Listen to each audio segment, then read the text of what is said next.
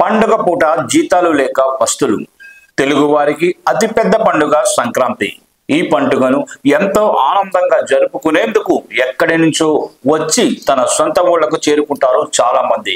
ఈ పండుగ అంటే అందరికీ అంత ఇష్టం కూడా. సాంప్రదాయాలను అనుసరిస్తూ సాగే ఈ పండుగను ఏడాదికి ఒక తీయని జ్ఞాపకంగా జరుపుకోవాలని చాలా మంది చూస్తారు. అయితే విశాఖ ఉక్కు ఉద్యోగులకు మాత్రం పెద్ద పండుగ సంబరం లేకుండా పోయింది ఈ ఏడాది. అయితే విశాఖ ఉక్కు ఉద్యోగులకు మాత్రం పెద్ద పండుగ సంబరం లేకుండా పోయిందని ఉద్యోగ సంఘ నాయకులు ఆవేదన వ్యక్తం చేస్తున్నారు. 4 నెలలుగా జీతాలు లేవని వారు ఆవేదన వ్యక్తం చేస్తున్నారు.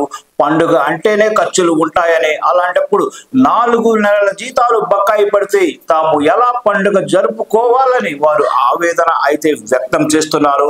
తమకు 4 నెలల జీతాలను చెల్లించాలని వారు డిమాండ్ చేస్తూ పండుగ వేళ నిరసన కార్యక్రమాలు నిర్వహించారు. దసరా పండుగ నాడు ఇదే పరిస్థితి ఉందని వారు చెబుతున్నారు. జీతాలు నెలల తరబడి బకాయిలుగా ఉండిపోవడంతో పండుగ వేళ పస్తులతో కుటుంబం మొత్తం కాలక్షేపం చేయాల్సి వస్తుందని వారు ఆవేదన వ్యక్తం చేస్తున్నారు. ముఖ్యమంత్రి చంద్రబాబు, ఉప ముఖ్యమంత్రి Pawan Kalyan, AP TDP president, Gajuwaka MLA అయిన పల్లా శ్రీనివాస్ ఈ విషయం మీద స్పందించాలని, తమకు బకాయి ఉన్న వేతనాలను ఇప్పించాలని వారు కోరుతున్నారు.